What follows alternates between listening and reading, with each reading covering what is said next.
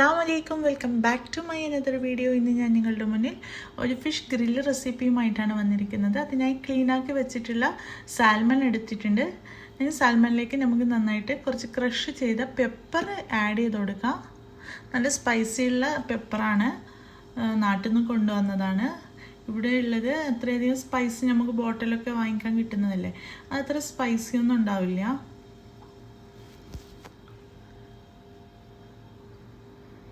ഇനി നമുക്കിതിലേക്ക് ആവശ്യത്തിന് ഉപ്പ് ചേർത്ത് കൊടുക്കാം. ഇതിലേക്ക് ലെമൺ സ്കിന്നൊന്ന് ക്രഷ് ചെയ്തെടുത്തിട്ടുണ്ട്. നല്ലൊരു ഫ്ലേവറിന് വേണ്ടിയിട്ടാണ് അങ്ങനെ ചെയ്യുന്നത്. അതിനുശേഷം നമുക്ക് ലെമണൊന്ന് സ്ക്വീസ് ചെയ്ത് കൊടുക്കാം. നന്നായിട്ട് ലെമൺ സ്ക്വീസ് ചെയ്ത് കൊടുക്കാം. കുറച്ച് ഡ്രൈ ആയിട്ടുള്ളതുകൊണ്ട് ലെമൺ കുറച്ച് സ്ട്രോങ് ആണ്, അധികം പ്രസ് ചെയ്യേണ്ട വരുന്നുണ്ട്.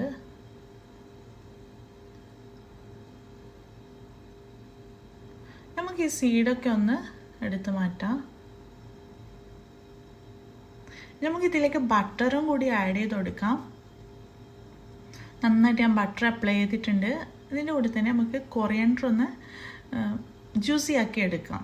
അതും കൂടി ഇതിലേക്കൊന്ന് അപ്ലൈ ചെയ്ത് കൊടുക്കാം. അപ്പോൾ രണ്ട് സൈഡിലും ഞാൻ ഇതേപോലെ ചെയ്തിട്ടുണ്ട്. അപ്പോൾ കൊറിയൻഡർ ലീവ്സിൻ്റെതോ ലെമോണിൻ്റെ ഒക്കെ നല്ല മിക്സ് ആയിട്ടുള്ള നല്ല അടിപൊളി സ്മെല്ലൊക്കെ വരുന്നുണ്ട്.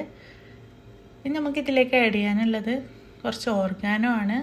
അതും എല്ലാവിടെയും ഒന്ന് സ്പ്രെഡാക്കി കൊടുക്കാം. ഞാൻ വളരെ സിമ്പിളായിട്ടുള്ള മസാലയാണ് കൊടുത്തിരിക്കുന്നത്. കാരണം ഈ ഒരു ഫിഷിൻ്റെ ഒരു നാച്ചുറൽ ടേസ്റ്റ് നഷ്ടപ്പെടാതിരിക്കാൻ വേണ്ടിയിട്ടാണ് അങ്ങനെ ചെയ്തിരിക്കുന്നത്. ഇനി ഇതിലേക്ക് കുറച്ച് കൊറിയൻഡർ ലീവ്സ് ഒന്ന് എല്ലാവിടെയും ഒന്ന് ആഡ് ചെയ്ത് കൊടുക്കാം. കാരണം ഇത് നമ്മൾ ഗ്രില്ല് ചെയ്യുമ്പോൾ വളരെ സോഫ്റ്റ് ആയിട്ടുള്ളൊരു ഫിഷാണ് സാൽമൺ. അപ്പോൾ മിക്കവാറും അടിയിൽ പിടിക്കാനുള്ള ചാൻസ് ഉണ്ട്. അപ്പോൾ അത് ഒഴിവാക്കാൻ വേണ്ടിയിട്ടാണ് ഇങ്ങനെ ചെയ്തിരിക്കുന്നത്. ഇതിലേക്ക് ഞാൻ കുറച്ച് ഗാർലിക് പൗഡറും കൂടി ആഡ് ചെയ്തിട്ടുണ്ട്. ഇത് ഓപ്ഷണലാണ്, നിങ്ങളുടെ അടുത്ത് ഇല്ലെങ്കിൽ നിങ്ങൾക്ക് ഗാർലിക് ഒന്ന് സ്ക്വീസ് ചെയ്ത് യൂസ് ചെയ്യാം. ഇതിലേക്ക് ആവശ്യത്തിന് ഒലീവ് ഓയിലും കൂടി ആഡ് ചെയ്തിട്ടുണ്ട്. അപ്പോൾ നമ്മുടെ ഇവിടെ മാരിനേറ്റ് റെഡി ആയിട്ടുണ്ട്. അപ്പോൾ ഇനി നമുക്കിത് ഗ്രില്ല് ചെയ്തെടുക്കണം. ഞാനിത് 1 hour ഒന്ന് ജസ്റ്റ് വെച്ചിട്ടുണ്ടായിരുന്നു, ഒന്ന് മസാലയൊക്കെ ഒന്ന് പിടിക്കാൻ വേണ്ടിയിട്ട്. 1 hour കഴിഞ്ഞിട്ടാണ് ഞാനിപ്പോൾ ഇതൊന്ന് ഗ്രില്ല് ചെയ്തെടുക്കുന്നത്. അപ്പോൾ 2 വശവും നന്നായിട്ട് ഒന്ന് ഗ്രില്ല് ചെയ്തെടുക്കുക.